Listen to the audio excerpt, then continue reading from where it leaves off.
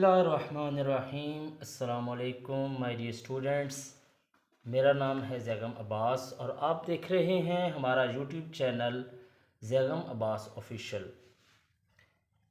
इस वीडियो में हम स्टार्ट करेंगे 11th क्लास की चैप्टर नंबर 6 के बारे में। और चैप्टर नंबर 6 है हमारे पास sequences and series. Sequences and series को शुरू करेंगे और हमारे पास सबसे पहले एक्सरसाइज नंबर 6.1 आएगी। एक्सरसाइज नंबर 6.1 में हम सबसे पहले डेफिनेशंस को देखेंगे। सो डियर स्टूडेंट्स, हमारे पास सबसे जो पहली डेफिनेशन है वो है सीक्वेंसेस की, कि what is the sequence. A sequence is a function whose domain is the set of n of all natural numbers। यानी सीक्वेंस एक ऐसा फंक्शन होता है जिसकी जो डोमेन होती है वो सेट ऑफ नेचुरल नंबर्स होते हैं। वेयर एज द रेंज में be any subset of real numbers और कम्प्लेक्स नंबर्स। यानी जो इसकी रेंज होती है वो सबसेट होती है किसी भी रियल नंबर की या कॉम्प्लेक्स नंबर्स की। The numbers in a sequence are called its terms. ये जो नंबर्स होते हैं सीक्वेंसेस के, इनको हम क्या कहते हैं? टर्म्स कहते हैं। We denote the first term of the sequence as A1। जो पहली टर्म हमारे पास होगी उसको हम कहेंगे A1। Second term as A2। Second term को हम कहेंगे A2 and so on. The nth term of the sequence is denoted by An। जो हमारे पास nth टर्म ऑफ सीक्वेंस होगी उसको हम An से डिनोट करेंगे। हमारे पास जो जनरल टर्म बनेगी, so the general term can be written as n-1th term. अगर हमारे पास जनरल टर्म की फर्स्ट टर्म देखें तो वो हमारे पास बनेगी n-1th term. And second term जो हमारे पास जनरल टर्म बनेगी वो बनेगी n-2nd term and so on. ये हमारे पास डेफिनेशन हो गई सीक्वेंसेस की। उसके बाद हमारे पास दो सीक्वेंसेस होते हैं। एक होता है फाइनाइट सीक्वेंसेस और दूसरा होता है इनफाइनाइट सीक्वेंसेस। तो पहला हम डिस्कस करते हैं फाइनाइट सीक्वेंसेस के बारे में। अ sequence which consist of a finite number of terms. यानी ऐसा सीक्वेंस जिसमें हम फाइनाइट नंबर ऑफ टर्म्स को देखते हैं, यानी जिनकी टर्म्स लिमिटेड होती हैं, उसे हम क्या कहते हैं? Is called a finite sequences कहते हैं। For example 2, 5, 8, 11, 14, 17, 20, 23। यहाँ पर हमने ये टर्म्स रोक दी हैं तो ये क्या हो गई? लिमिटेड टर्म्स हो गई, यानी फाइनाइट नंबर्स हो गए। तो ऐसे नंबर्स को हम क्या कहते हैं? फाइनाइट सीक्वेंसेस कहते हैं। डियर स्टूडेंट्स, अब हम डिस्कस करेंगे इनफिनाइट सीक्वेंसेस के बारे में। तो हमारे पास इनफिनाइट सीक्वेंस क्या होता है? A sequence which consist of an infinite numbers of terms is called an infinite sequences. यानी ऐसे सीक्वेंसेस जिसमें इनफिनाइट नंबर्स ऑफ टर्म्स शामिल हों, हम उसे कहते हैं infinite sequences. For example 3, 10, 17, 24 up to so on. यानी अनलिमिटेड नंबर्स जब होंगे तो हम क्या कहेंगे? उसको इनफिनाइट सीक्वेंसेस कहेंगे। सो नेक्स्ट हमारे पास है एक्सरसाइज 6.1 का question number 1। Find the next 4 terms of each sequences. पहला हमारे पास जो क्वेश्चन है वो है 12, 16, 20 अप टू सो ऑन। हमने 4 नेक्स्ट टर्म्स बतानी है। तो सबसे पहले हम इसको फाइंड करेंगे। हमारे पास A1 की वैल्यू है 12। अगर हम A2 की वैल्यू देखें तो वो 16 है। तो 16 कैसे बनी है? 12 में अगर हम 4 ऐड कर दें तो वो 16 बन जाती है। इसी तरह से A3 की वैल्यू हमारे पास 20 बनी है, तो वो 16 में अगेन 4 ऐड करेंगे तो क्या बन जाएगी? 20 बन जाएगी। अगर हम A4 इसमें देखें तो 20 में फिर से 4 ऐड करेंगे तो 24 बन जाएगी। अगर हम A5 निकालना चाहें तो 24 में से अगेन 4 ऐड करेंगे तो 28। उसके बाद हम A6 निकालेंगे। A6 की वैल्यू हमारे पास बनेगी 28 + 4 = 32। फिर हम A7 निकालेंगे। 32 में 4 ऐड करेंगे तो 36 बन जाएगा। सो हमारे पास जो 4 टर्म्स बनी हैं वो कौन सी हैं? 4 टर्म्स आर। 4 टर्म्स कौन सी है हमारे पास? एक तो टर्म हमारे पास बनी है 24, दूसरी बनी है 28, तीसरी 32 और चौथी 36। सो ये हमारे पास 4 टर्म्स आ गए।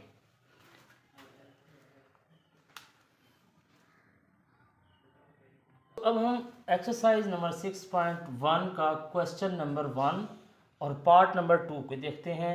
3 1 -1।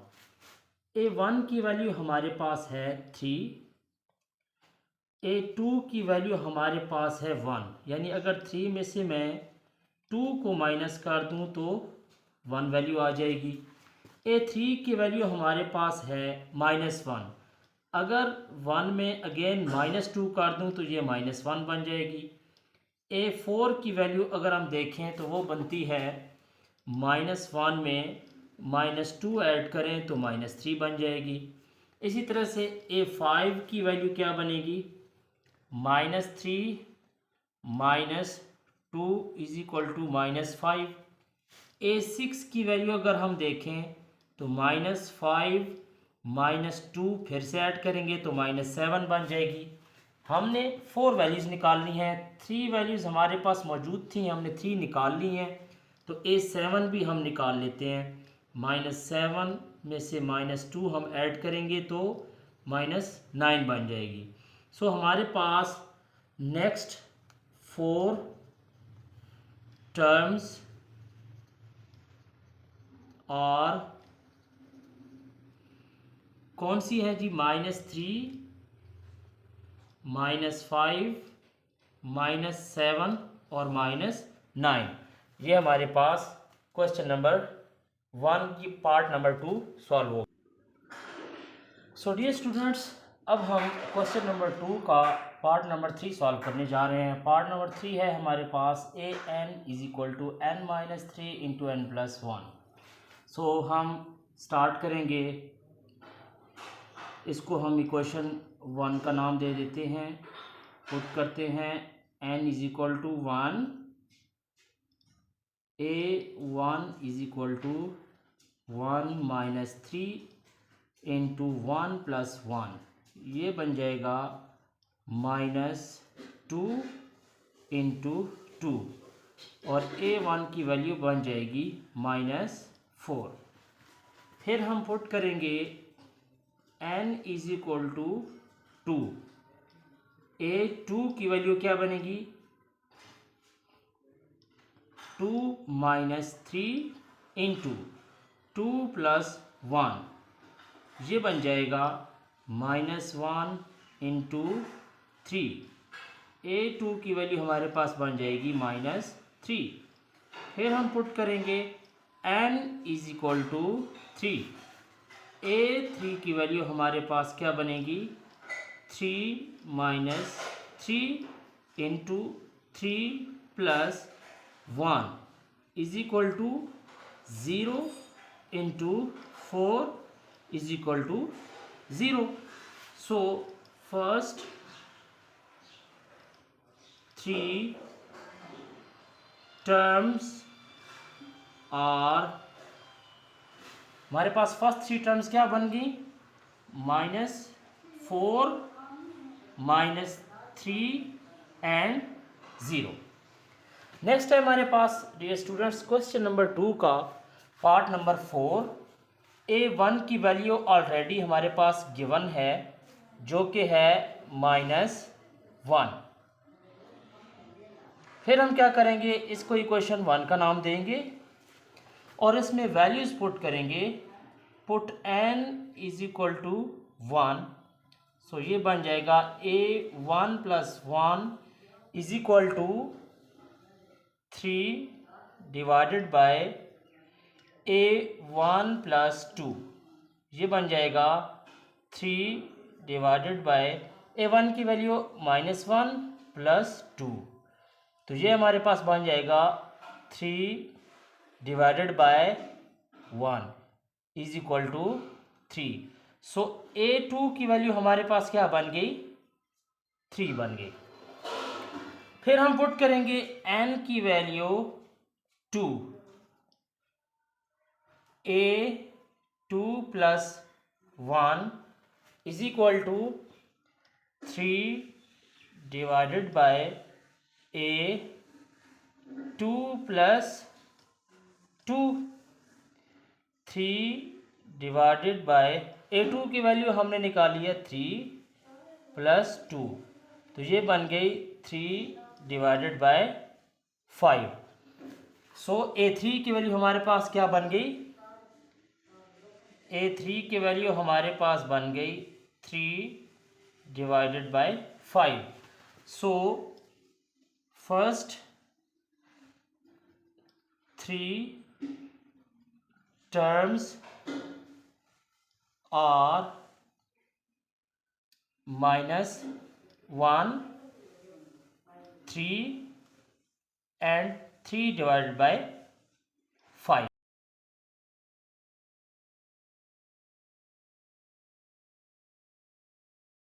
क्वेश्चन नंबर 2 का पार्ट नंबर 5 हम करने जा रहे हैं। पार्ट नंबर 5 में इसने कहा है कि an की वैल्यू है 8 - 20 divided by 3 + n। So again से हम क्या करेंगे, पुट करेंगे n की वैल्यू 1 इक्वेशन नंबर 1 में। सो a1 हमारे पास बन जाएगा 8 - 20 डिवाइडेड बाय 3 + 1, ये बनेगा 8 - 20 डिवाइडेड बाय 4। 4 की वैल्यू अगर आप इसे कटा लें तो बेहतर है, 4 5s are 20। सो a1 की वैल्यू बन जाएगी 8 - 5 इज इक्वल टू 3। फिर हम पुट करेंगे n की value 2, so a2 is equal to 8 - 20 divided by 3 + 2, तो ये बन जाएगी 8 - 20 divided bye 5। 5 4s are 20। So a2 की वैल्यू हमारे पास बन जाएगी 8 - 4 is equal to 4।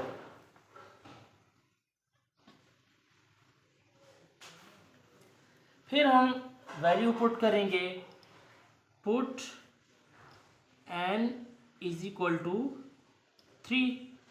So a3 की वैल्यू हमारे पास बन जाएगी 8 - 20 डिवाइडेड बाय 3 + 3, ये बन जाएगी 8 - 20 डिवाइडेड बाय 6। जब हम इसको सॉल्व करेंगे तो हमारे पास, हम इसका एलसीएम ले लेते हैं। एलसीएम क्या आएगा, 24 माइनस,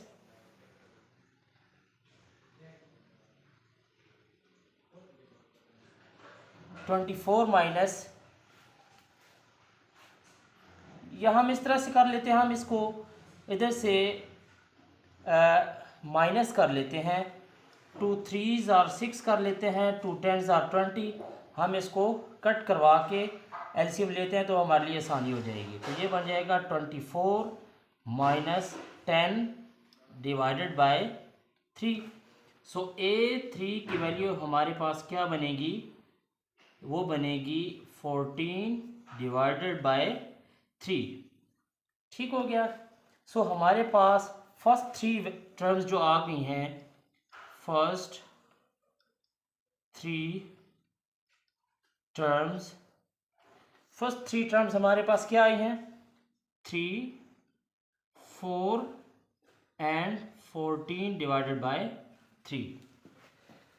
नेक्स्ट क्वेश्चन है हमारे पास क्वेश्चन नंबर 2 का पार्ट नंबर 6। पार्ट नंबर 6 में है हमारे पास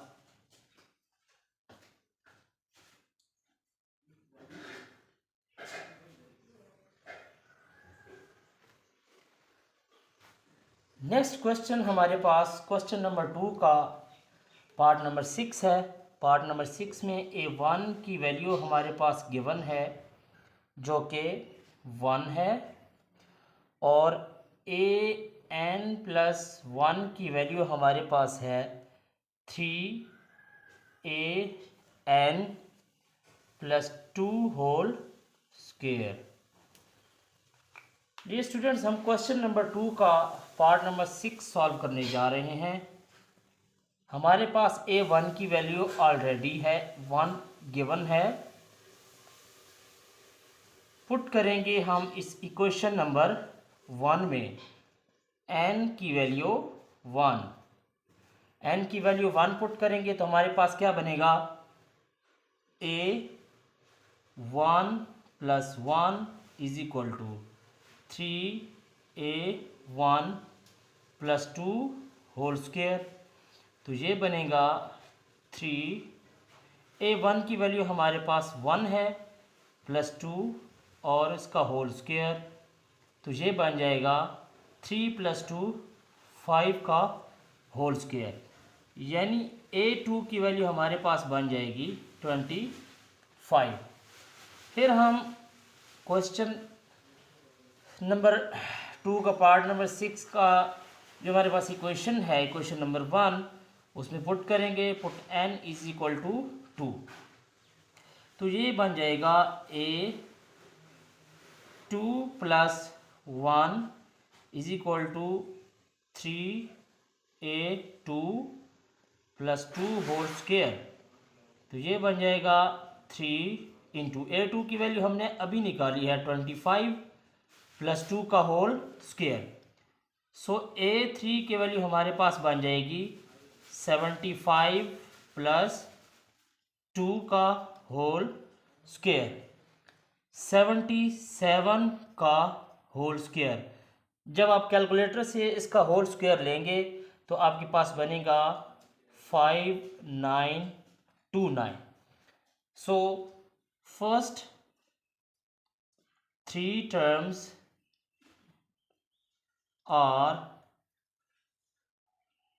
1, 25 and 5929।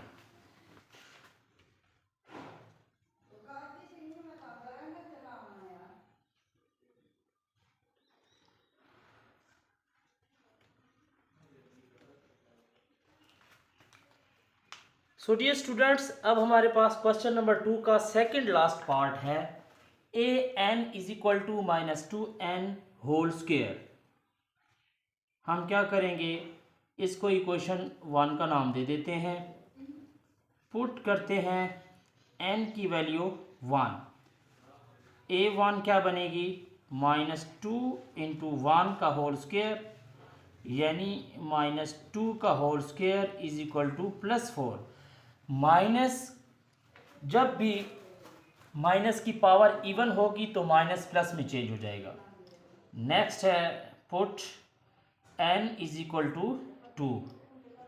A2 is equal to -2 into 2 और होल स्क्वायर, ये बन जाएगा -4 का होल स्क्वायर।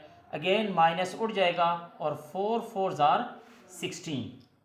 फिर हम पुट करेंगे n इज इक्वल टू 3।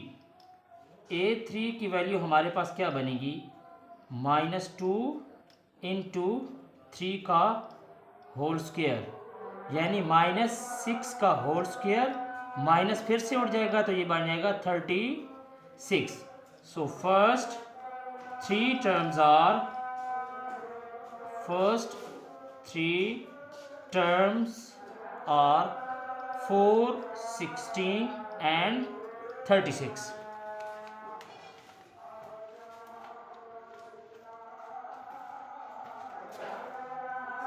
बच्चों अजान शुरू की गई।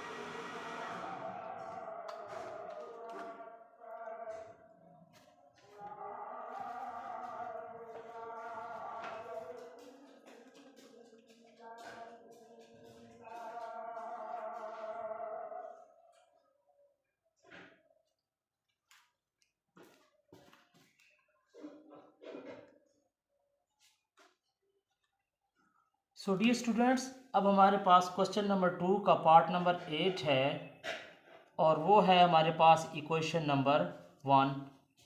इसमें हम पुट करेंगे n की वैल्यू 1।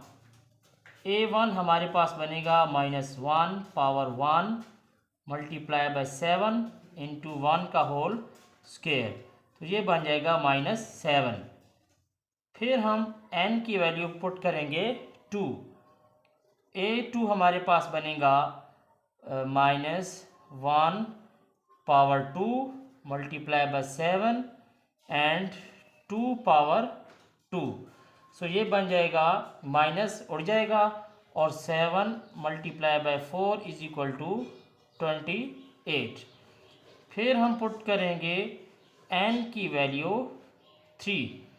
सो a3 हमारे पास क्या बनेगा -1 power 3 multiply by 7 and 3 power 2, तो ये माइनस रहेगा -7 इंटू 9 यानी -63।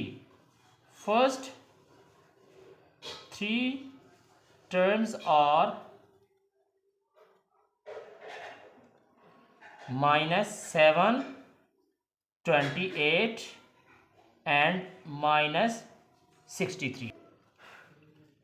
सो डियर स्टूडेंट्स, अब हम क्वेश्चन नंबर 3 की तरफ जाएंगे। एक्सरसाइज नंबर 6.1 का क्वेश्चन नंबर 3 है। An expression for the nth triangular number is n into n plus 1 divided by 2. Write down the 15th triangular number. Make a triangle of dots by taking n is equal to 5. अब हम इस question को start करते हैं। सबसे पहले उसने कहा है कि आपने n की वैल्यू 15 लेनी है, वो हमने ले ली। फिर उसने कहा है कि एक इक्वेशन है n into n plus divided by 2, इसमें आपने वैल्यू पुट करनी है। सो हम इसमें वैल्यू पुट करेंगे। Put n is equal to 15, तो हमारे पास क्या बनेगा ये 15 into 15 plus 1 divided by 2, 15 multiply by 16 divided by 2, 2 8s are 16 और 15 मल्टीप्लाई बाय 8। 15 को आप 8 से मल्टीप्लाई करेंगे तो आपके पास वैल्यू आ जाएगी 120।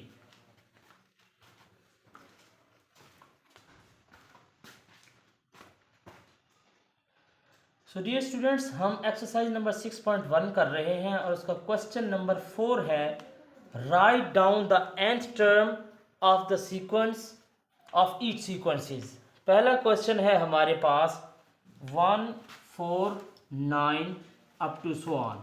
पहला क्वेश्चन हम करेंगे, हमारे पास a1 की वैल्यू क्या है, 1 है, यानी a1 की वैल्यू 1 है तो ये 1 का स्क्वायर है। इसी तरह से a2 की वैल्यू हमारे पास 4 है, यानी ये 2 का स्क्वायर है। a3 की वैल्यू हमारे पास 9 है, यानी ये 3 का स्क्वायर है। तो इसका मतलब है कि हमारे पास जो नेक्स्ट वैल्यू होगी वो क्या होगी, 4 का स्क्वायर होगी, यानी 16 होगी। सो इसी तरह से हमारे पास an की वैल्यू क्या बनेगी, n बनेगी। ठीक है, सो nth टर्म हमारे पास क्या है, वो n आ गया, यानी हमारे पास जो सीक्वेंस बन गई है वो सीक्वेंस हमारे पास बनी है 1 स्क्वायर, 3 स्क्वायर, 4 स्क्वायर, और इसी तरह से ये हमारे पास क्या बन गई, nth टर्म बन गई है। तो स्क्वायर बनी है तो इसलिए हम n की वैल्यू क्या कहेंगे, n स्क्वायर कहेंगे, यानी an की वैल्यू हमारे पास n स्क्वायर आ गई है, जो कि क्या है, nth टर्म है, nth टर्म। हमारे पास सेकंड है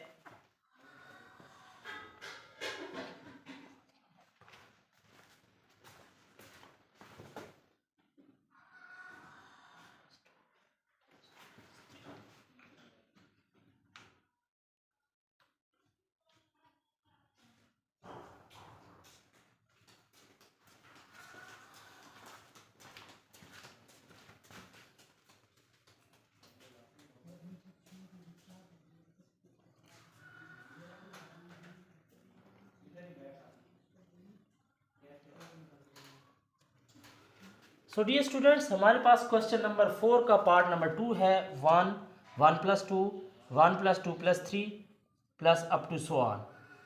सो हमारे पास a1 की वैल्यू है 1, a2 की वैल्यू हमारे पास है 1 + 2, a3 की वैल्यू हमारे पास है 1 + 2 + 3। सो a4 की वैल्यू क्या होगी, 1 + 2 + 3 + 4, और इसी तरह से an की वैल्यू हमारे पास क्या बनेगी, n बनेगी, यानी हमारे पास ये जो वैल्यूज़ आई हैं ये क्या बनी है, 1 + 2, यानी हमारे पास ये जो वैल्यूज़ बनी है nth टर्म की वो बनी है 1 + 2 + 3 + 4 plus up to so on plus n। ये हमारे पास क्या है, इज़ द nth टर्म, ये हमारे पास nth टर्म होगी। डियर स्टूडेंट्स, हम क्वेश्चन नंबर 4 कर रहे हैं। क्वेश्चन नंबर 4 का पार्ट नंबर 3 है a1 b1 a2 b2 a3 b3 up to so on. So हमारे पास a1 की वैल्यू है a1 b1, a2 की वैल्यू है a2 b2, a3 की वैल्यू है a3 b3। सो हमारे पास a4 की वैल्यू क्या होगी, a4 b4। सो इसी तरह से हमारे पास ये वैल्यूज चलती जाएंगी। तो हमारे पास an की जो वैल्यू होगी वो होगी an bn, जो कि इसकी क्या है, nth टर्म होगी। नेक्स्ट हमारे पास पार्ट नंबर 4 है x 2x² 3x³ up to so on. So हमारे पास a1 की वैल्यू क्या है, x, a2 की वैल्यू क्या है 2x², यानी 2 से मल्टीप्लाई भी हुआ और पावर भी लग गई।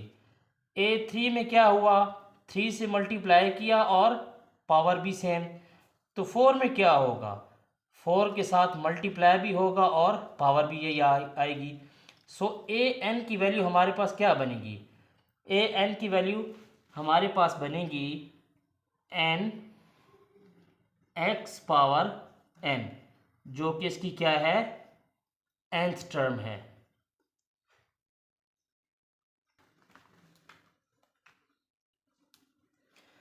डियर स्टूडेंट्स, हम क्वेश्चन नंबर 4 कर रहे हैं। क्वेश्चन नंबर 4 का पार्ट नंबर 5 है। पार्ट नंबर 5 में है a1 plus D, a1 plus 2d up to so on. हम इसको सॉल्व करते हैं।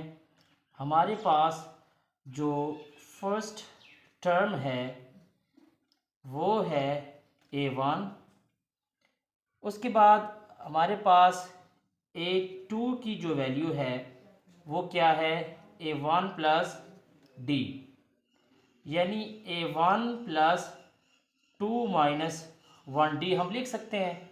इसी तरह से a3 की वैल्यू हमारे पास है a1 प्लस 2d, यानी a1 प्लस, अगर 3 में से 1 को माइनस करें तो हम इसको इसी तरह लिख सकते हैं।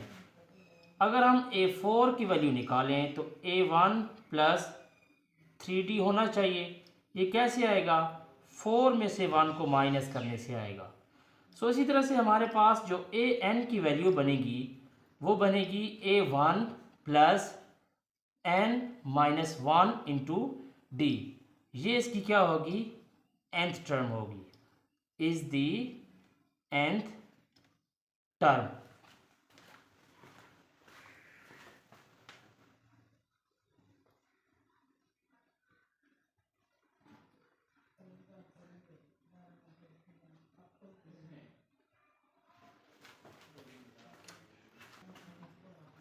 डियर स्टूडेंट्स, अब हमारे पास क्वेश्चन नंबर 4 का पार्ट नंबर 6 है।